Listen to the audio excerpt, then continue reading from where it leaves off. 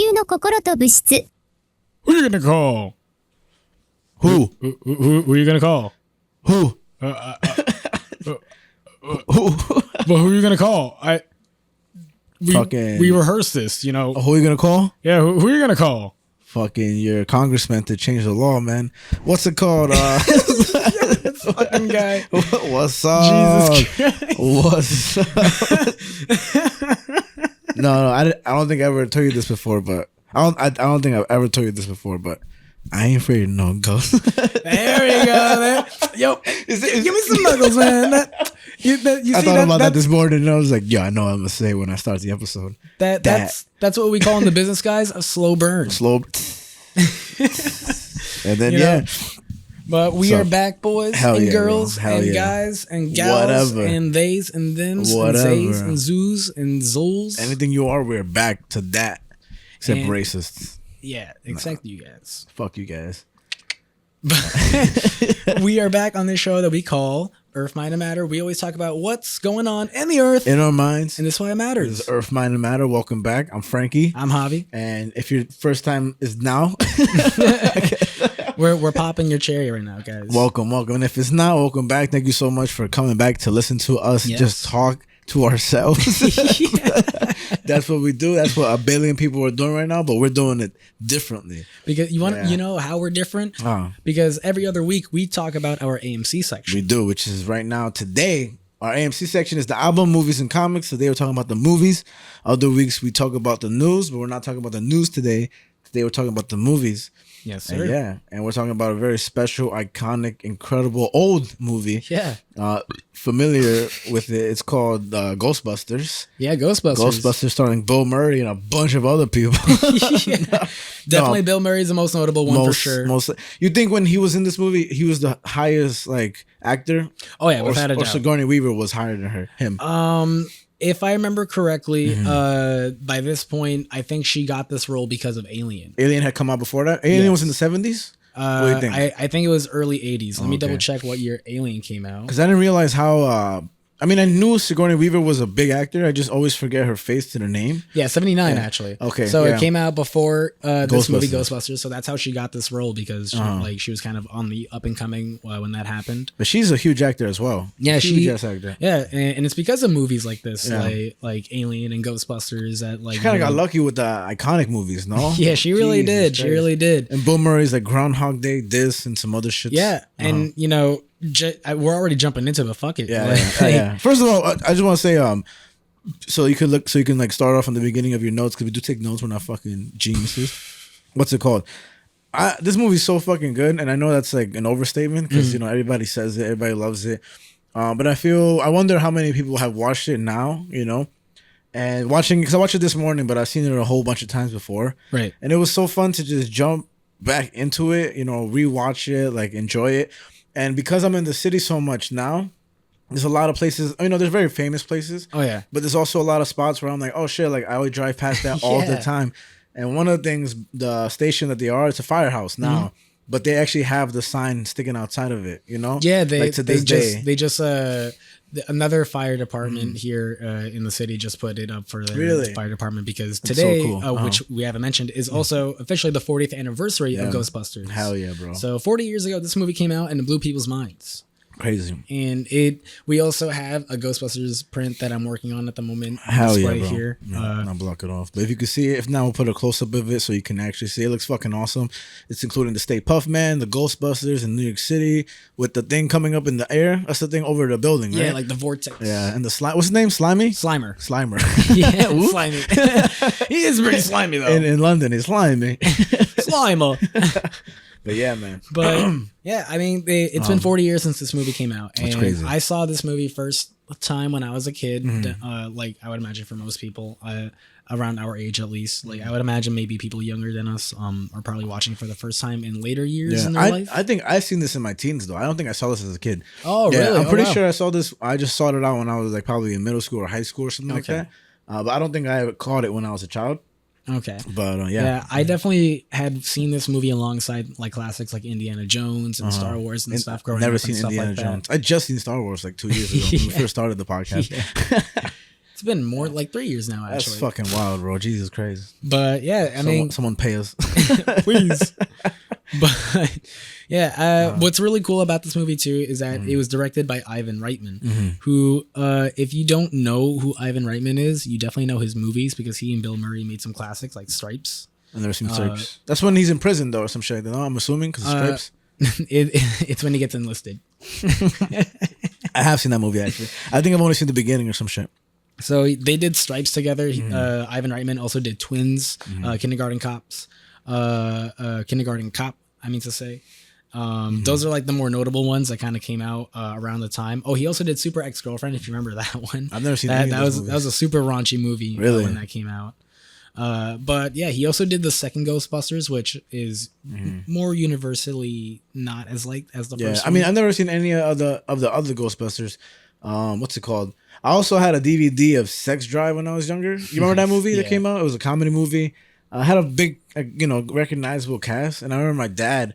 He was like, "Bro, stop buying movies like this," because he thought it was like a porno.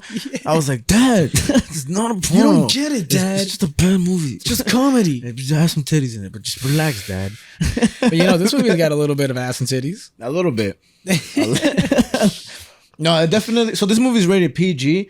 And I just seen that right now, and definitely, just like we covered Mouse Hunt before, there are some scenes that definitely aren't PG, at least in today's standards. Right. And it's crazy how, I'm surprised they don't update the ratings, for movies.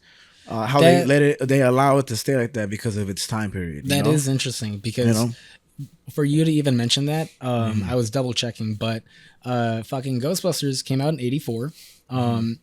And I'm trying to figure out the exact day it came out because doing cocaine. Because funnily enough, in 1884 is when 1884, 1984, good year though. 1884 was a great year. How fucking old is Bill Murray? Jesus Christ! But funnily enough, in 1984, the MPAA, which is like the people who make the ratings and stuff for movies.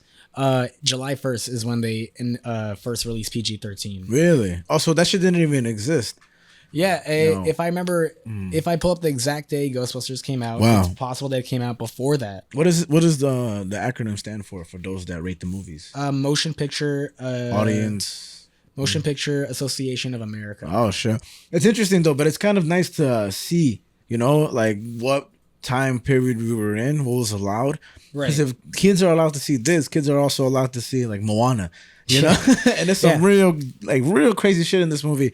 That June 8th. June 8th? June 8th. What about it? Came out? June 8th. Oh, which makes sense because that's crazy. It's today. Today, actually, I'm on the Bill Murray's doing. I forgot 40th anniversary. Duh. Juneteenth coming up. Oh. Just let you know. Oh, I got the day off. Also, Flag Day is next Friday. Boy, fuck your flag.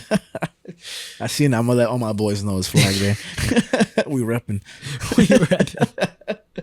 I got $1 coin the other day. Some guy gave me $1 coin. Yeah, you were mad about that. I told you, right? Yeah. That's how you know it's real. And yeah, he was eating at some place I work at, and then one of the cooks got one, and then I was like, damn, I wish I got one. And then so he came out and he gave me one. I had to act surprised. I was like, oh my god. I was like, oh. And then I was like, who's on this coin? Because it's somebody, some president. He was like, that's Dwight E. Eisenhower. I'm like, what he do? And he was like, oh, he was in World War II. He was a general. I was like, yeah, I'm going to have this for the rest of my life. And then that's it. You probably use it that day. Yeah, but nah, I still have it all. It's on a Snickers.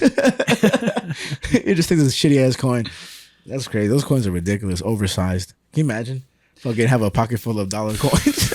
Just have $2 coins. Yo, I hate that those fucking MTA machines give your change back as coins. Like, boy, like I'm giving you bills. Like, why are you not giving me bills? Why are you buying a fucking 550 Metro card with $100 bill? You're just there for 10 minutes. Bring, bring, bring, bring, bring, bring. Fuck, I got no more pockets.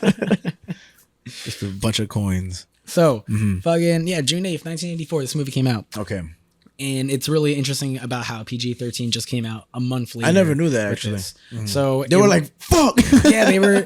So they were. It's a really interesting thing about how you brought that up to sort of see the time period at the time because it is sort of like a movie of its time. 100%. And it speaking to how you were talking about like the New York City landscape of everything.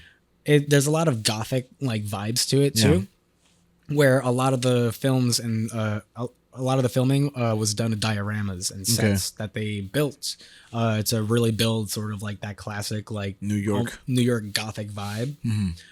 Because I imagine when they're on the rooftop, they're not actually on the rooftop and everything. You know, can't risk their lives. So it's stuff like that like they built a lot of sets, a lot of dioramas, especially with like the gargoyles and the Stay Puft Marshmallow Man. All that was like stop motion, claymation, things like that.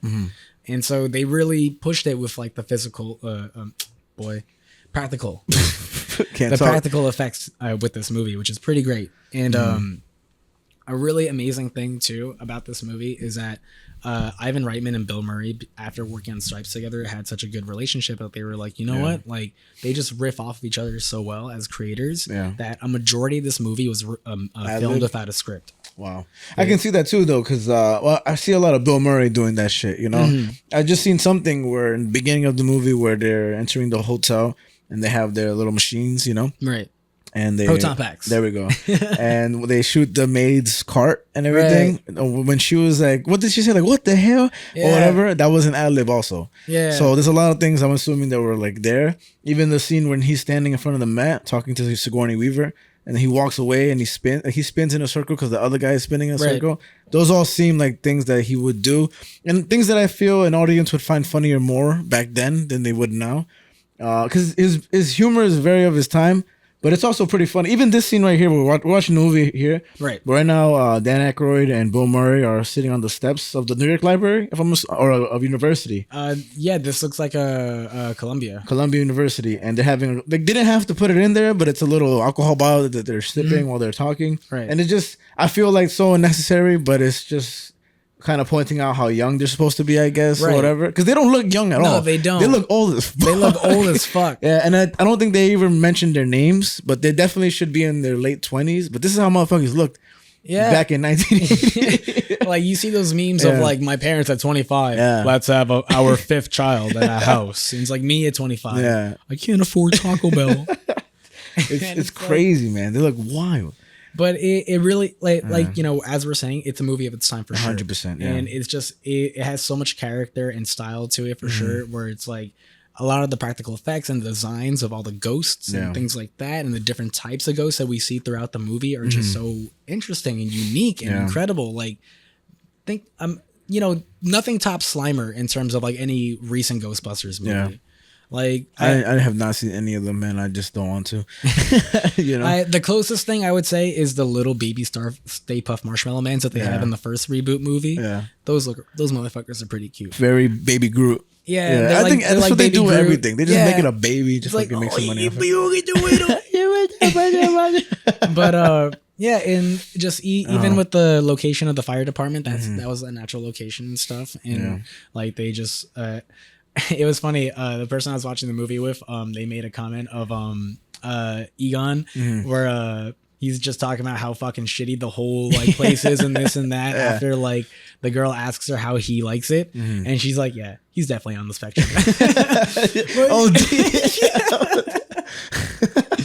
This shit is fucking great. Nah, I'm not gonna lie though. I would be that hyped. So it's a whole building to yourself, bro. Yeah, man. Fucking what's it called? Okay, so though, what I was wondering. What do you think made this movie so grand to everyone? Like, you think it was an immediate classic to people? And was it the visuals? Was it the story? What was it? Because I wonder what it was like to see this back then. What was so all about it? Because for me, I imagine it's the visuals of the ghosts, the animation, the this and this. But even then, I mean, there was a lot of it. But I don't know. Like, I wonder what made it so popular, you know? So, if I give you a little bit of Jesus, this is pretty wild actually. Yeah, because for me, I just Googled this on the spot. Yeah. But the newest Ghostbusters movie, Frozen Empire, had an opening weekend of $45 million.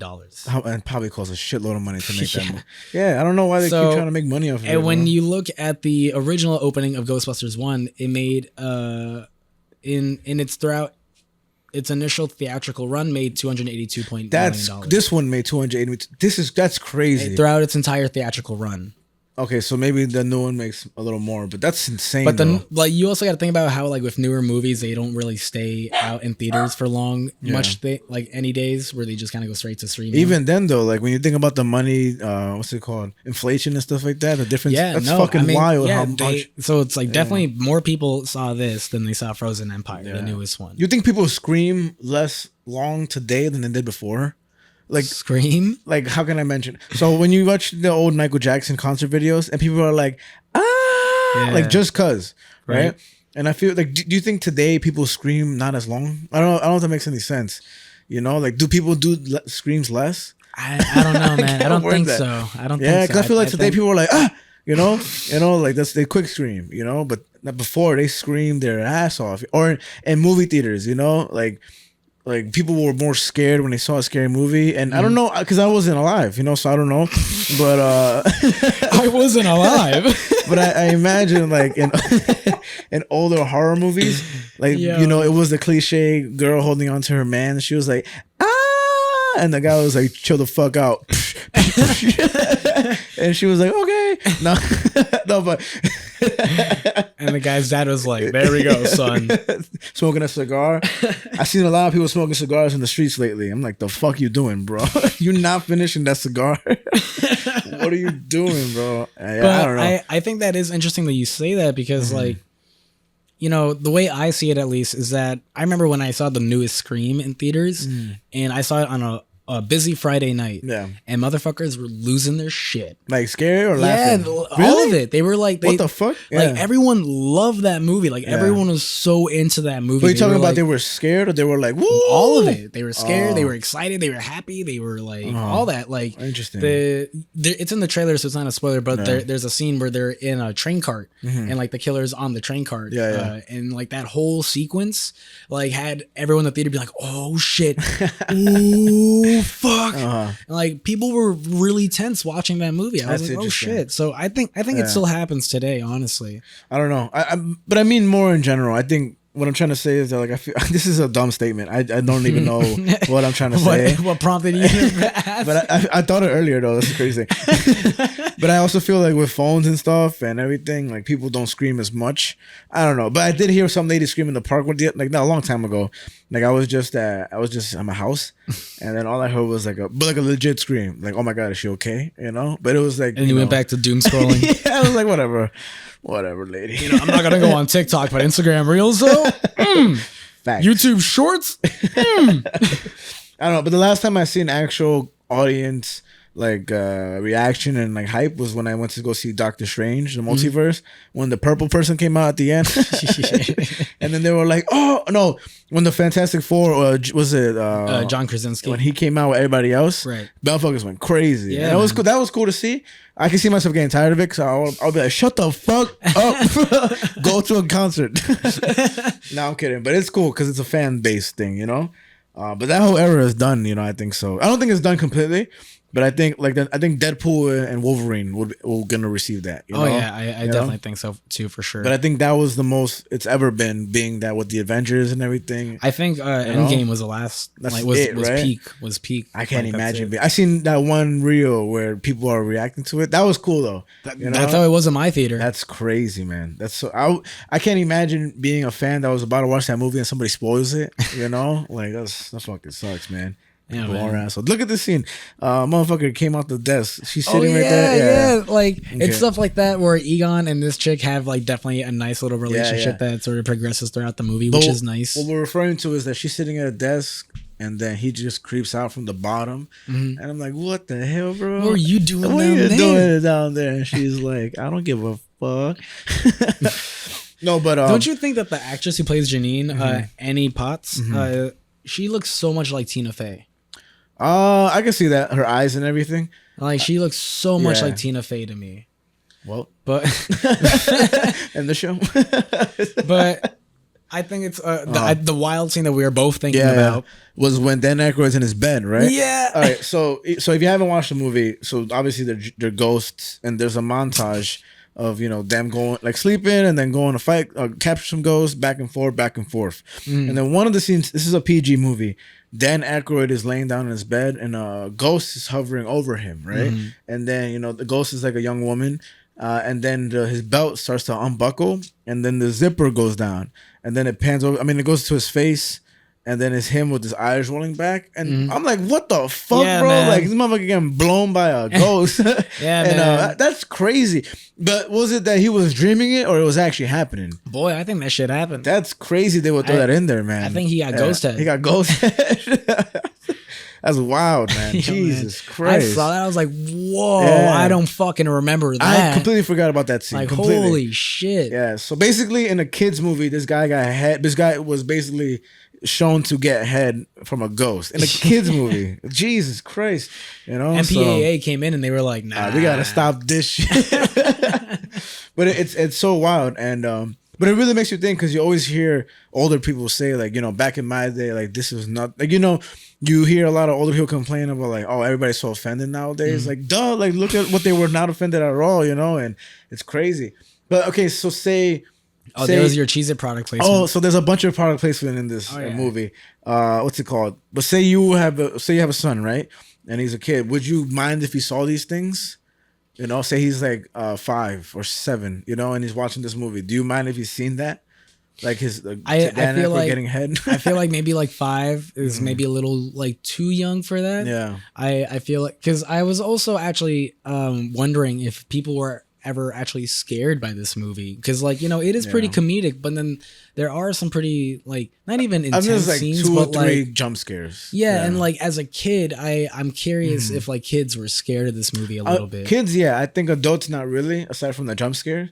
So with that in mind, it was just kind of like, I don't know, I feel like maybe 5 is a little too young for this movie. I think I maybe saw this movie when I was like, I could guess maybe like 8 or 9. I think for me, like, I don't have a kid, so I don't know. And I hear that all the time, that you can't ever really know until you have a child. But I don't know how much I would shield from my kid, you know, like in terms of movies, especially things like this where it's like a PG movie in quotes. But for me, I'll be like, whatever, like, because they wouldn't understand, you know. Imagine, but if my kid's like, yo, Dad, did he just get head from my ghost? I'll be like, hell yeah, bro. Put it there, bread, bro. You right. But yeah, I was gonna fucking say that I made a joke with Chino and his girlfriend where they have his girlfriend has 2 kids, and the older one is like maybe like 6 or 7. Okay. And I had made a joke with him where I was like, I said this in front of Chino's girlfriend. I was like, "Are you old enough to watch Alien?" And his girlfriend was like, "What?" And I was like, "Is he old enough to watch Alien?" She was like, "No." And I was like, "Oh, okay." I was just doing it to fuck around, but I was like, "Oh, okay. Don't worry, you'll understand this joke when you're older." And then I just do this, and I go, and just I don't know. I don't know if I would show this to someone like 5. Yeah. But I do get that of like, you know, they're not gonna understand anyways. Bro, when I was fucking a child, my dad would always rent scary ass movies. So he would come back from Blockbuster, and I'll be like, let's go, we're gonna watch a movie. Then it's some fucking, like, I'm talking about real murderous shit. I'm like, all right, here we go. So then everybody would be in the living room, so he'll put on the scary ass movie. So I'm like, I'm going to my room. So I go to my room where it's dark, and I'm just afraid. So it's just sitting in the corner. Yeah, bro. Corner. Yeah. So I'm just mad scared. And there was one time where he put on like a shark movie, Deep Blue Sea, which is awesome. Deep Blue Sea. You ever seen that movie? I've heard of it. I haven't seen it though. What? That's a good ass fucking movie. And that movie used to scare the shit out of me. Product so placement. much product placement in this movie. I screenshotted a bunch of it, but you know, that's crazy. The product placement in this movie is astounding. And they do it now. They do it always, because that's where the money comes in. But it's real interesting, because even right here, there's a scene where Bill Murray and Sigourney Weaver are talking at the fridge, and they do it so shamelessly where, and at Sigourney Weaver's angle, they even tilt the Coke so it faces you. Right. So it's no, like, you can't even take it as a coincidence or anything. It's straight up just money. You know, they have that. They have Budweiser. They have Cheez-It. They have Diet Coke. They have what else they have? There are a couple other things. I don't know, but you Perrier. know, Perrier, and Wise Chips, and a bunch more for sure. But when I would watch the movies when I was a kid with my dad, so he put on Deep Blue Sea and there's sharks. So I went to my room and the lights were off for some fucking reason. I'm laying in my bed just imagining sharks just floating around my bed. I was scared as fuck, bro. It was so spooky. I'm like, so my kid's receiving the same treatment, bitch. I turned out all right. Oh, it's Friday night? Jaws. Hostel. Dude, I remember Documentary about kids in cage. You want to be in a cage? Clean your room. Yo, man. I remember fucking like when I was like 6 or 7, fucking setting up the Christmas tree. My dad coming home from Blockbuster, and we're setting up the Christmas tree, watching Jeepers Creepers 2. Oh, that movie's fucking. That's another one. And I just that is such a like vivid memory in my head, because I just remember making the Christmas tree and just like looking at the TV. I'm like, this is fucked. Like, this is like actually fucked. What are we doing? For me, one of the scariest scenes I think it was the first Jeepers Creepers, when the kids are on the school bus, and the fucking monster is putting its claws in the school bus, and then the children run away, and then one of them's running. I think it was the jock. He was running, his dumbass. And then like the guy, he's like, let me look how fast I can run. And then the monster threw like a throwing star, which is hilarious if you think about it. It wasn't, but his hand got pinned to the tree, and then the monster was coming at him. Jesus Christ, I was so scared. And then another scary movie was The Hills Have Eyes, which was actually pretty fucking scary. Yeah. And the most recently, I've been trying to go see these new movies that are scary. I wanted to go see The First Omen. I just didn't. That came out not too long ago, like a couple weeks ago.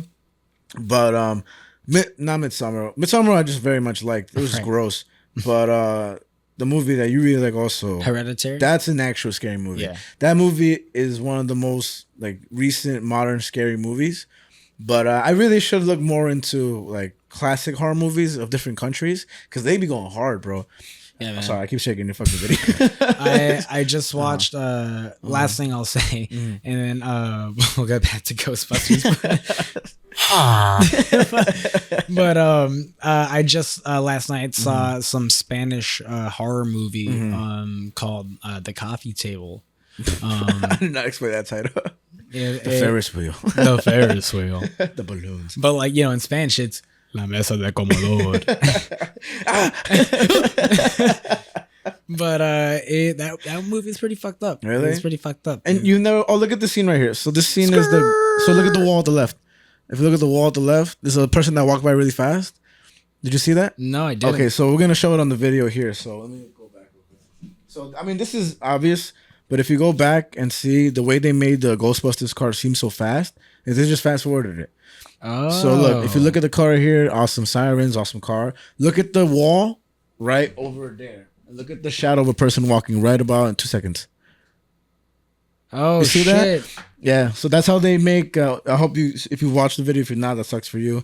But yeah, they just fast forward the video, and it makes the car seem like it's going fast, which is just cool. You notice little things, and you gotta do what you can with what you have. Yeah, man, you be catching those small little things, like even in Fury Road. Like, which one? With like the reversal thing. That scene was crazy, bro. And then it's cool because those are practical effects, I guess, right? Yeah. And then it really adds on to it. And I'm sure in the theater people are doing the Leonardo DiCaprio, like, like, I know. But it's cool to see those things, especially back then, because things were much more difficult. And I wonder also, when I was watching this movie, how much leeway there was compared to now. Like, also, not to be like that, but like even like before the Me Too movement, now there's like people to coordinate like sex scenes and stuff like that. Right. And so even in this movie, Bill Murray gets a little touchy and stuff like that. And actually looking it up right now with Sigourney Weaver, she was like, the Me Too movement changed everything. I wonder if she ever felt a certain way about the things she did in the scene, because she had to kiss 2 guys.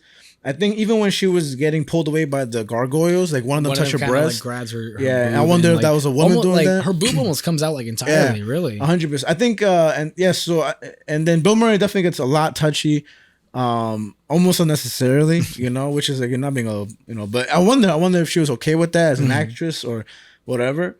But yeah, it's interesting. It's definitely interesting. And Bill Murray's a perv in every movie he plays. Oh yeah. It's just, and it's so funny because I think I was saying it to, I forget who I was saying it to, but I feel like Bill Murray was like almost like Adam Sandler before Adam Sandler became like the big like the comedy guy. Yeah, big comedy guy. Maybe so. I mean, yeah, like, definitely. They're both like not the greatest looking of guys, but it's like they're just hound dogs.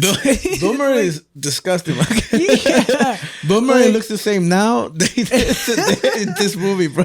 Like, His hairline is crazy, bro. Yeah, man. Like, and like they in all the movies that he's portrayed as Yeah. like the cool guy, and like all the girls Yeah, want yeah. him and everything like that. And it's just like Yeah. it's so wild But to think that that attractiveness- was like the standard Yeah. then. But attractiveness definitely ranges for time periods, you know? Mm. Like even Sigourney Weaver, like I'm, you know, whatever. I don't think she's the most attractive woman, but Mm. they portray her as this beauty, you know, and whatever, you know, people think or whatever.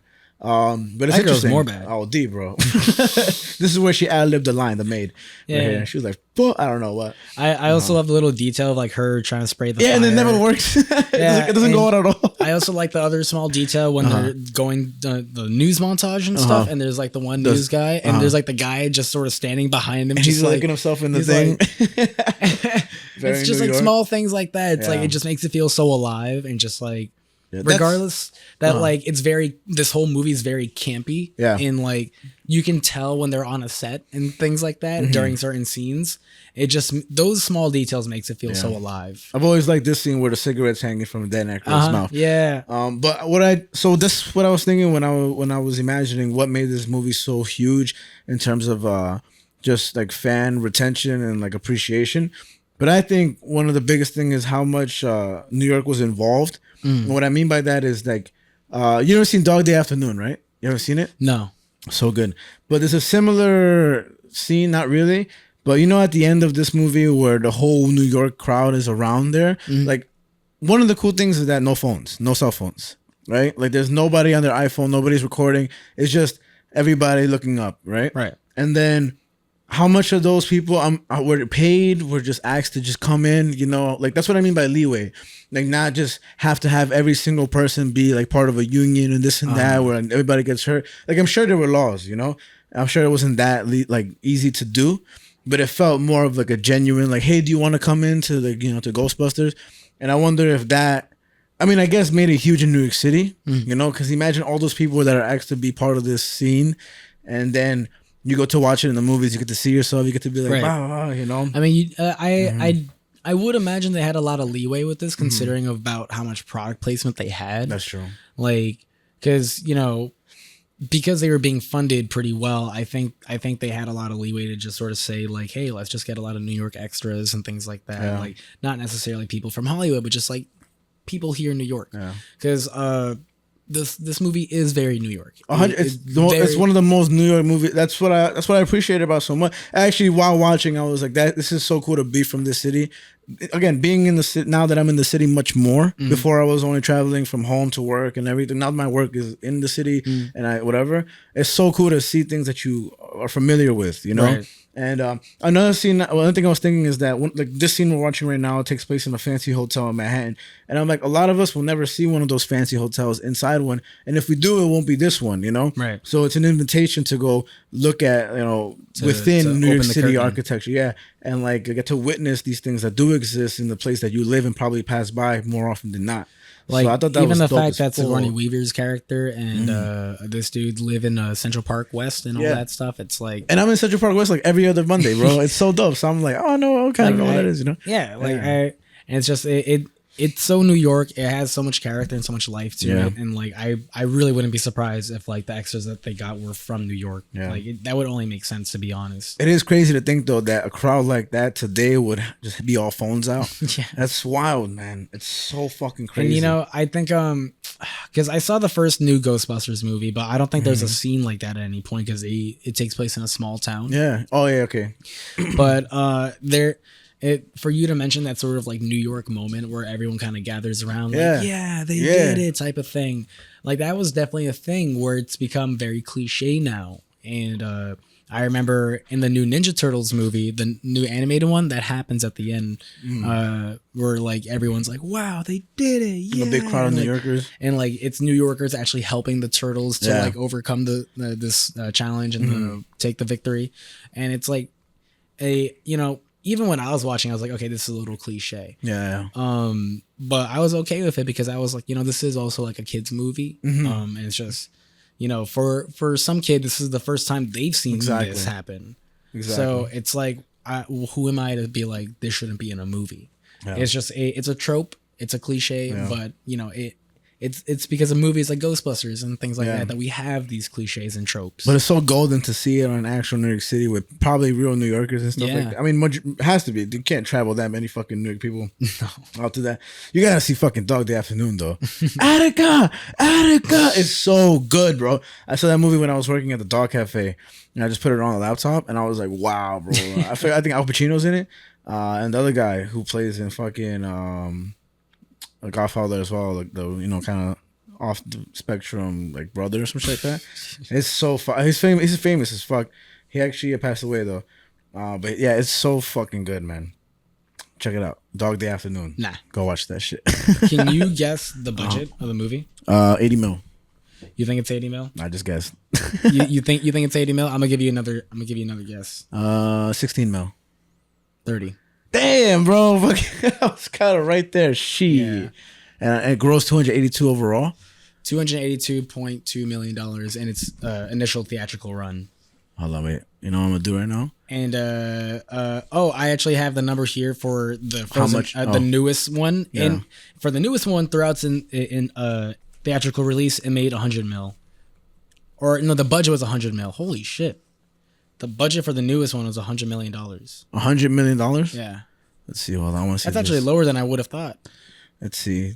$30 million in 1984 is worth $90,533,589,000. No. Wait, what the fuck? What am I saying? No, 90 million. So 30 million before in 1984 is worth over 90 million now. Okay, so that's really interesting that they've kind of kept the same budget for the franchise throughout. Yeah. Wow. A little tradition or some shit like that. It's like, we don't need a lot of money to make these. But I just, even with the new ones, I wish you had seen them just so you could sort of like see how they do play out, because I think that even the new ones of like Paul Rudd and stuff. Yeah, like I think Paul Rudd's pretty funny. Yeah. It has a 6.2 and 43% and a 46 on the, what's it called? IMDb, Rotten Tomatoes, Metacritic, respectively. Like, I think it's okay. Like, I think it's fine. Yeah. Like, I like it more than Ghostbusters 2. Yeah. But Ghostbusters 2 is just them again, no? Yeah. Oh, okay. And I know they did a reboot, I think so, of Ghostbusters entirely, where I think it's the original cast, but they're also in Ohio, and I heard it was terrible. I don't think I recall that. If I'm not I was reading some article and everything. I may be wrong about the details, but I'm pretty sure that's what it was. But, and everyone remembers the female reboot. Yeah. Hey, here's the dude checking himself out. Yeah, he's like, Jesus. I do like the magazine covers they put on the side, like right here. Right. It's so nice. And what's it called? Also, just a little throwaway, but not throwaway, but this is a Japanese. What's it called? Yeah, I went to a bar in Bushwick that had a bunch of old Japanese movie posters, and they had that poster up on the wall there. And another thing about the logo, so the logo follows a more Eastern traditional style of like signs like that, like don't smoke, from east to west. But in other countries, they do the west to east, apparently, or some shit like that. I'm sure you looked up the logo history. I was looking into a little bit about more so about Ray Parker Jr. and the song. Oh, the song. Let's get to that right afterwards. But I just have this, which is very interesting. So when they were coming up with the Ghostbusters logo, they wanted to basically, whatever. I'll read this. It says, however, despite being a solution for a legal issue, it led to another one. Harvey Comics sued Columbia on the ground that the ghost in the logo looks similar to Fatso from Casper. Oh, I do remember this. So they eventually dropped the case, and the Ghostbusters logo survived. It has so much personality. And the name of do you know the name of the Ghostbusters logo? Fuck, I don't know. Mowgli. Yeah. Ivan Reitman and Dan Aykroyd, they came up with that name. It's a pretty interesting article. That's cute. Yeah, they came up with that. That was pretty much the gist of it, of the whole thing. But yeah, they needed a good logo, and they came up with that. So that's pretty interesting, right? It's cool. It's crazy how Harvey Comics has ended up suing them, Oh, you know what? I do remember the cartoon of Ghostbusters. Is that what you were talking about, the reboot? No. It's something else where it's like the original cast to go to. It could have been actually Ghostbusters 2. Let's see. Did you Google it? Yeah, fucking man. But while you do that, I'll let you know about the Ray Parker Jr. song. Yeah. They like Bustin' makes me feel good, dude. Oh, we also just missed this dude getting that's head. great. But right now, his YouTube video for it has 89 million views. Wow. Okay. God damn. And it's a classic song, and like the fact that I feel like a lot of movies back then used to do this, where they would hire artists to make songs for their movies and stuff. It still happens today, but I feel like not as much to make certain like themes. Like, you know, there's not a lot of themes or notable themes in recent cinema. Yeah. Where like, you know, it just really sticks to you. I feel like more so before than now they are. I feel like, you know, Jaws and everything. But that's like, what I mean. That's what I'm getting at. Sorry, I was looking at this. I was. You punk ass. I'm sorry. Like for me, like in terms of more recent cinema, the sort of like themes that I could think about are like from Mad Max. But even then, it's an older movie, you know. And or like like Ray's original theme. ones you're talking about. Yeah, like original themes. There's and not stuff. much, right? Like a lot of them were made sort of at a certain point in time, and Ghostbusters was sort of one of the last movies to kind of have a really catchy like theme song to go with it like that. So fucking good. So good. And and even when the drums go like you're like, oh my god, you're like the baby from the But it's just the fact that they were able to get Ray Parker Jr. to do this was pretty incredible. Who was Ray Parker Jr.? I don't know who that guy is. He has a great voice though. No, I mean he wasn't like the biggest artist at the time. He has a great voice though. He wasn't the biggest artist at the time. He definitely did more like what the Ghostbusters theme sounds like is like the type of music he makes. Okay. Like it's 80s very yes. I ain't feel no good. But you know that's a lyric, right? Bustin' makes me feel good. That's so funny, bro. I was like, wait a minute. Oh yeah, man. And I know I'm pretty sure I've heard that like be poked at in terms of jokes for other people. But today when I was watching the movie, I was just, you know, like it was ending. I was watching the credits. I was enjoying it. And then everything stopped. And all I hear is, bustin' makes me feel good. I was like, me too. What? Me too. Yeah. No, but it made me laugh. I was like, wait, what the fuck? I was like, what the hell, bro? Nah, I think the fact that they were able to get Ray Parker Jr. to do that was pretty incredible. Yeah. And it's become such a staple. Do they use the same music for the new movies? Fuck, I actually don't remember. Yeah. Because I only saw the first new one. But fucking what else was I gonna say about the song?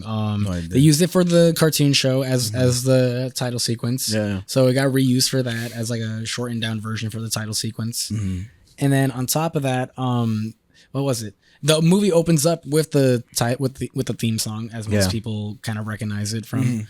But I had this review that I thought was really funny because of you just saying the bustin' makes me feel good. This one person said, "Fellas, is it gay to bust some slime with your bros?" 4 stars. 4 stars out of 5. That guy must not be busting with his bros. Sucks for him. But I got a couple of other reviews, but I'll get to them in a sec. But I can't imagine reviewing this movie. Like I think if you're reviewing this movie like anytime past like 84, I mean like 1990, what the fuck you doing? No one cares. Like no one. I can't imagine some motherfucker being like, I'm gonna review old movies. You know. And like today's standards. These are on Letterboxd as I like to do, because Letterboxd is pretty modern and stuff. No, I just mean like somebody real taking himself serious. Oh no, I know what you mean. And being like, you know, I think they really surpassed the limit of just blah blah blah. I'm like, shut the fuck up. Also, what's his name? The black guy in this movie, Hudson, something West, something like that. Not actual name, like thingy. That's my favorite character, bro. Oh yeah? Yeah. Nice. I don't know why. He's just cool as fuck, bro. He just came on. He was like, I need a job. Then he just came by. That's you. He's always smoking a cigarette, which is cool as shit. Winston, there we go. He's cool as fuck, man. That's always been my favorite character. Hell yeah. Yeah, man. He has such subtle lines and everything, but dope. I love in Stranger Things, because you've never seen Stranger Things. Never seen Stranger Things. But they're a crew of 4, and one of them is a black kid named Lucas. And for one episode, it's Halloween. She does look like Tina Fey. Right? That's what I'm saying, she does man. have a Tina Fey look to her. But there's an episode where it's Halloween, so they decide to dress up as the Ghostbusters. Nice. And Lucas dresses up as like Egon or something. And like they all show up and to school, and 2 of them are both wearing the Egon suit. And like and they're like, "What? Why are you Egon? I want to be Egon." Yeah. And like the other three of the crew are white, and so there's a really funny joke where they're just kind of like arguing about it, and like one of them goes, "I thought you were gonna be Winston, Lucas," and Lucas goes, "Oh, it's because I'm black, right?" Like, duh, bro. We had one chance. We're obviously Ghostbusters ratioed in terms of race. And you want to fuck this up. But God, damn, dying over here. Shit. What was I gonna say? Oh, that was. I just remember that's another hilarious joke. With Bill Murray in Zombieland when he dies. Oh, yeah, man. Actually, so that's actually a really incredible thing where Bill Murray obviously was huge in his time, but I think with Zombieland, which is a great movie, I think Zombieland is such a movie in its own section of one, where it really is so good. It's my favorite zombie movie. It's probably actually one of the best zombie movies, but also comedy wise. I've never seen Shaun of the Dead or Dawn of the Dead. Shaun of the Dead is awesome. But for me, Zombieland is on its own. Like that's like a pure don't touch it. You know, like it's so good. You know, like don't criticize it. Especially you. Yeah, bitch. And what's it called? Bill Murray was so funny in that, and he was so funny in his own way. You know. And then what's his name? Who's so hyped to see him? What's his name? Woody Harrelson. Tallahassee. Yeah, it's so good and so well done. So yeah, I love when he's dying and he's like, they're like, "Do you have any regrets?" And he goes, "Probably Garfield." And like he dies and like he does the breathing thing for so long. He's like,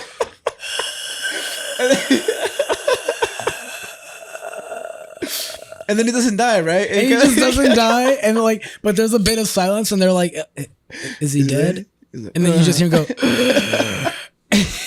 And then Woody Harrelson is like, some shit like he came out just how he came in. That shit was funny. Yeah, man, that movie is fucking gold. So good. Emma Stone. What else is that? What's the guy's name? Jesse Eisenberg. Jesse Eisenberg. Woody Harrelson.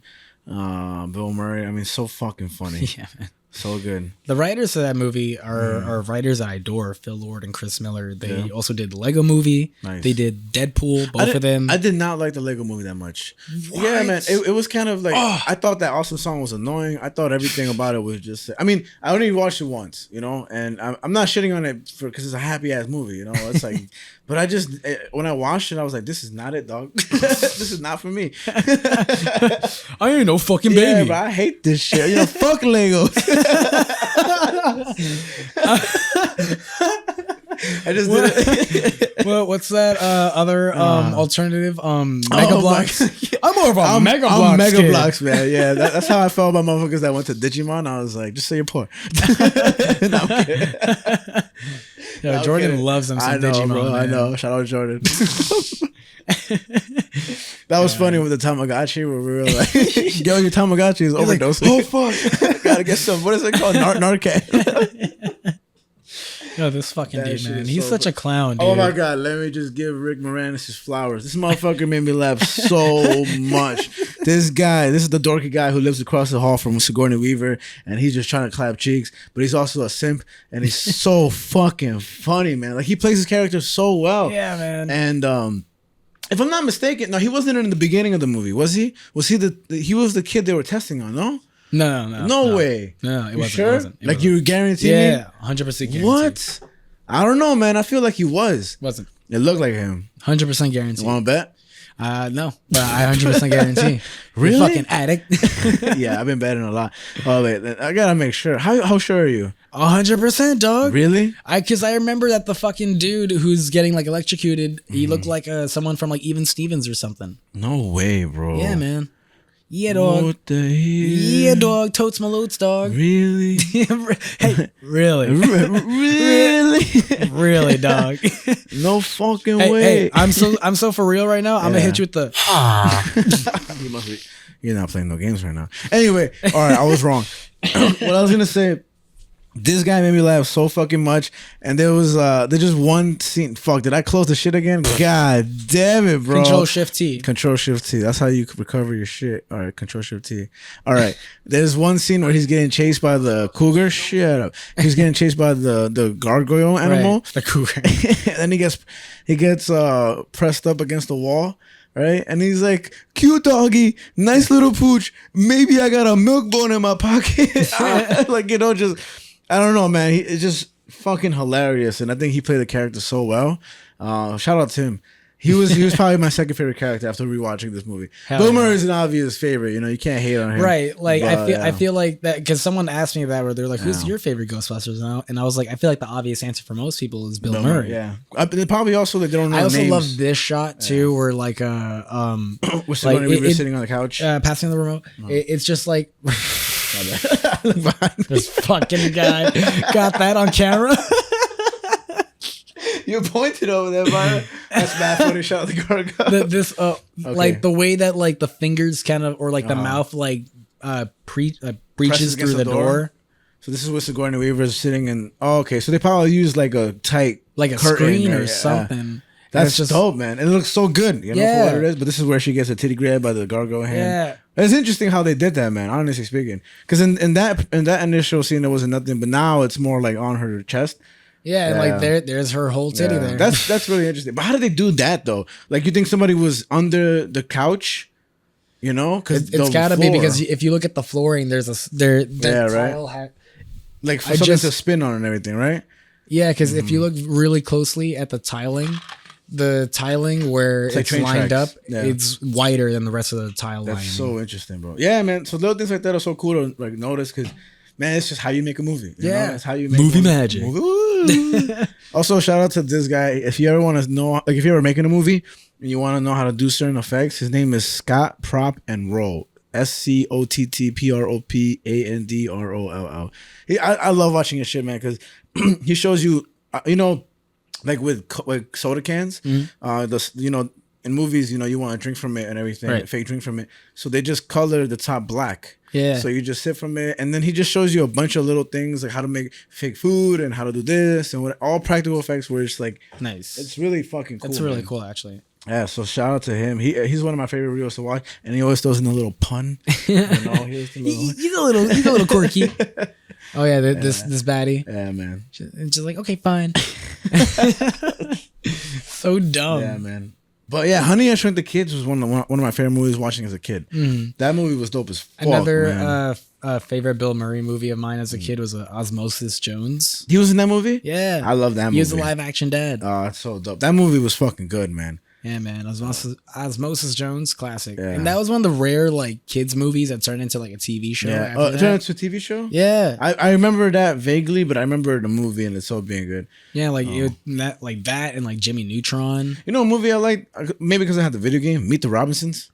Oh yeah. You know, I used to really like that movie a lot as a kid, but then I rewatched it when I was older and pretty bad. Like, it's not that it's bad, it's just it's not like one of their best. I think I like the video game a lot. It's just a random. I also had the video game, right? Too. Yeah, man. Should rocked. There's a Ghostbusters VR game coming out actually this year. It looks really fucking good. Actually. They're just trying to squeeze every single penny before Bill Murray dies. I mean, it is interesting that you say that, because 84, it's been 40 years since this franchise has been going on. That made me realize, like, Jesus Christ, this is a fucking old-ass movie, man. Yeah, man. It's just, like, the fact that they still make video games, toys, statues, action figures, comics. Like, I'm fucking making shit about it. It's like... It's timeless. Yeah, it's really just... Timeless. It has such a fandom to it. Like, like you say, it's timeless. Yeah. And... for, you know, some aspects, not so much. I don't give a fuck. I don't give a fuck what anybody says. This for me is just. But you know what was worse? Blade Runner, when this motherfucker, the rapey scene. What's his name again? Harrison Ford. That was gross. That was not timeless. that shit was rapey as fuck. What's it called? The Ghostbusters logo is one of the few logos I would ever get tattooed on me. Hell yeah. You know, like I'm definitely planning on doing it because I want that. I love that logo with all my heart. It's just so good, man. It's so well designed, so simple. And you have no idea how hard it was to like design the logo on like their armbands. Oh, yeah? Like, oh my god, just because since they're really small, I'm like really you gotta get it right? No, this actually does fucking look so dope. I can't wait for it to come out. I would buy a print of that, to be honest with you. You know. That's the plan. Nice. These will be prints. Nice. So I get one for free. Yeah, I mean you do. You do. I gotta be pleased. you gotta hit me. Oh, like in the Bill Murray scene. What's on? It says you didn't say the magic word. Please, can I please? Why do you want? Nah, man, this movie's so good, bro. Oh, another thing I wanted to mention. What's really interesting too about this movie is the god Zool that comes in. what's really interesting about them is that they were very directly referenced off of David Bowie. That's one thing. Really? Yeah. Oh, the person that comes out looks exactly like David Bowie. Yeah. Wow, I did not know that. So they were directly referenced off of David Bowie. On top of that, because they were referenced off of David Bowie, they very purposely brought that on androgynous appearance to them. Yeah. Because that's just, that's what David Bowie used to do and stuff like that. Yeah. And on top of that, it's a really interesting thing where it's like, it is June, Pride Month, but it is interesting to think about how that kind of lined up, where it's like they have an androgynous character or somewhat androgynous like character who is a was god. it Pride Month back then? I mean, that wasn't a thing back then. Boy, you said Pride back then. They said prideful about what? About America. Every day's Pride Month. Every day's Pride Month. Every day. Apparently, David Bowie had a diet of like milk. You ever heard about that? No. Let me look it up while you keep going about what you're saying. What am I telling you? Yeah, so it's just I find that really interesting how that lined up where we have like this androgynous character in this film 40 years later, and it's like June, Pride Month, and it's like I don't really see anyone really mention that or talk about that online, but I just think that's like an interesting thing to think about. I never knew that was a thing in this movie. Yeah, and like, but now that you say it, it's so obvious, right? Because it's just you don't think about it, and I just think that's such an interesting thing where it's like this movie came out in the 80s, and it's like, what did people think then when they saw that character of like, oh shit, and it's like, this character, some dad in the background, he's okay with everything happening like this, and he's like, hey, get that shit out of my movie. God is a man. Look, it says in later years, Bowie called the mid-70s the darkest days of my life due to astronomical usage of cocaine and amphetamines. For much of 1975, he was obsessed with satanic symbols, remained awake for days at a time, and lived on a diet of red peppers, milk, and hard drugs. Jesus, that's crazy, bro. Boy. Jesus, crazy. Yeah, so I mean, that's the thing. I don't know how true it is. I mean, that came up as a Google answer. It wasn't, but that's wild, right? What the fuck? David Bowie, chill out. I hope he's doing okay now. Just kidding. I was going to say he did chill out. Apparently, his new biopic wasn't that good. Some people say. I don't know. Right. I missed the opportunity to see that in theaters, but I did want to see that. I never really listened to David Bowie like that. All I know is fame, milk. I mean, you also know Under Pressure. He did that with Queen. That's a good song. Yeah. It's funny. I'm happy you mentioned Queen because that fucking Bohemian Rhapsody is fucking weird, bro. Like, I know everybody knows it and it's a catchy song, but I remember when I was like in high school, that's when everybody was getting more familiar with it. I think, in high school, a lot of people started to recognize what is very famous back then. People falling in love with music, right? Young people, this and that. And so, finding themselves. Yeah. I'm gonna be so big, man. No, but what's it called? But with Bohemian Rhapsody, like everybody was like loving that song. But they would, I don't get it, man. I think it's a great song. I like it myself, but it's like so silly, like, I'm just a little man. It's just, what the fuck do people like about that? There is just something about it that is just catchy and like it's so crazy to me. I like it again. I'm only saying it because like for me, when you listen to, but then it's like nothing really matters. Yeah, that shit is sad as fuck. I mean, the song is all over the place. And even when it came out, they were super skeptical about it. Where they were like, you want to put like an 8-minute like rock opera on the radio, but that's what it is. It's a rock opera song. It's so it's just that's why it has all that like opera anthemic like things going on with it and stuff, because that's what like it was intended to do. They were so theatrical, right? It just baffled me because the day I heard it playing and I was like, motherfuckers just listening to this, like as they passing by. But it's amazing how beautiful of a song it was, and like Freddie Mercury was so fucking cool, man. Like that, and I don't know. And when was Queen big, in the 70s or the 80s? 70s, I believe. Yeah. So imagine for him to be who he was, you know what I mean? That's it's just, to me, it's insane, bro. June. He was June as fuck. What are you doing, step bro? With his teeth. I don't know. It's so crazy to me, but that I was having that thought today. So. Yeah. Man, what a sex-fueled episode. This one, oh hell yeah, bro! This shit is fucking. It's getting kind of spicy. Man. I'm guys, like, you should have seen it. Frank was trying to kiss me the last time we hung out. I said no. I was like, dude, you have a girlfriend. If this was 1984 and we were shooting Ghostbusters, maybe we'd have to. I don't know, but I also love this device, like just the devices that they use. That's so unique and so like cleverly designed and stuff. And that's the one thing. What would you give the props, right? So the props and stuff. It's incredible. Everything designed in this shit. Like, I was even I really like this scene too, where like he's moving his head and the screen is like exactly the same. Yeah. They're scanning his brain, and then the scan he is normal, but the projection of him on the screen is a gargoyle dragon. Right, and it only happens for that one scene because he just had to mimic what was happening on the screen to give the illusion that his brain is being scanned, and that's just another movie magic thing. Rick Moranis is such a good actor. I hope he wins like something. Just something. Participation award. A lottery. But this was like the other reviews I had for you. Oh yeah, let me hear. Sorry, I'm drinking water out this water bottle, but it's so fucking loud. Another one is this one is pretty short, but this guy just says, "Imagine thinking this is a sacred text open to ruination." 3 stars. What is ruination? Like damnation. Oh, okay. Yeah. Uh-huh. So I saw that and I was like, "Boy, shut up, shut up, Josh Lewis." Got two first names. This one is really funny too, because this guy Patrick Williams says, "A movie with no emotional core, no character arcs or growth, no one learns anything. It's not saying anything. It shouldn't work, but somehow it's perfect. Hell yeah! No one has been able to replicate it, and they should stop trying." 5 stars. Hell yeah! You got me in the first half, bro. I'm not gonna lie to you. I was ready to be like, "You piece of shit." Patrick Williams. But it's just. Like it really, this movie just really struck gold. Like we've been trying to figure out this whole conversation. What is it about this movie that works so well? It's hard as fuck to pinpoint, but I think it's everything. I think from beginning to end, it's everything that's just amazing for me. Man. They just executed it so well, and it's like, if you've never seen Ghostbusters, boy, go catch some ghosts. I would love to see. I don't know. It'd be so hard to do this probably, but people who were born, like maybe who were like in their teen years.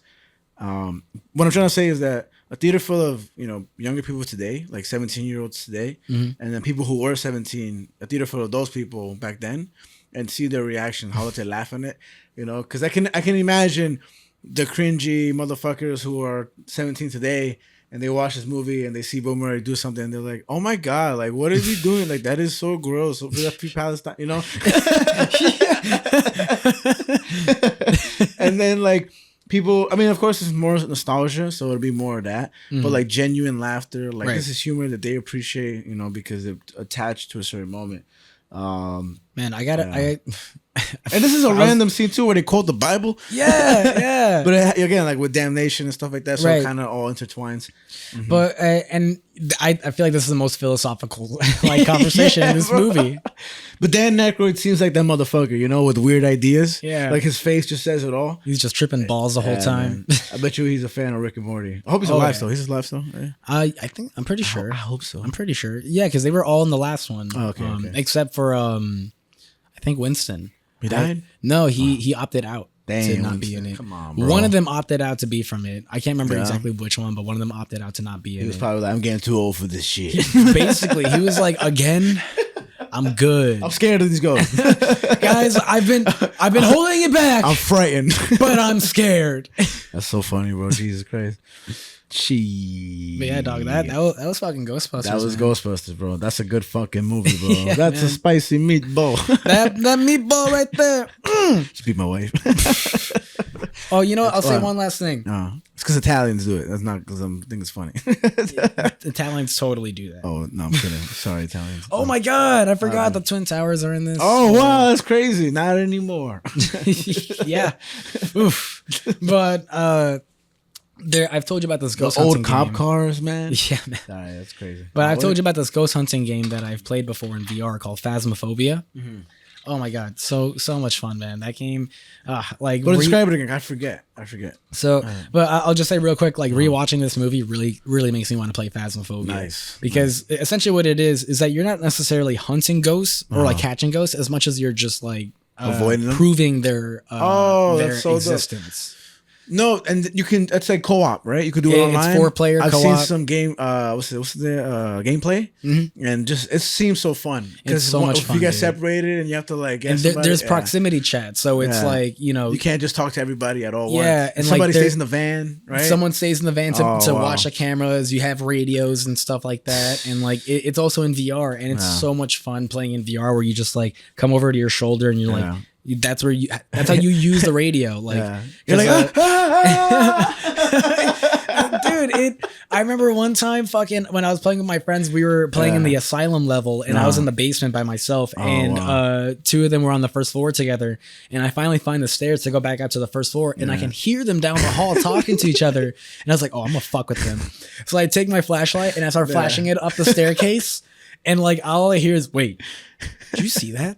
It'd be funny if you're like fucking scared as fuck and you're in the hallway, right? And you're like, oh my god, fuck, okay, nobody, I'm not near nobody. And then you're getting closer and closer and closer, and all you hear is, hey, you want to cover my shift tomorrow? You're like, yo, motherfuckers, I'm hunting some ghosts. Most mundane ghosts ever. Just like, man, I gotta get up at 6 a.m. tomorrow. Fuck. Mom, not now. I'm busy. My favorite ghost is the one that's fapping. Okay, maybe I'll come back later. The evidence will be there in about 2 minutes. But I was like flashing my flashlight up the stairs and shit. And they're like, wait, you fucking see that? What is that? What's going on over there? Yeah. And I come up the stairs and I like peek my head up the stairs and they're like, because I'm in VR, so I can do this shit. Yeah. And like, I'm peeking my head up the stairs and they're like, yo, what the fuck is that? And I just go, hello.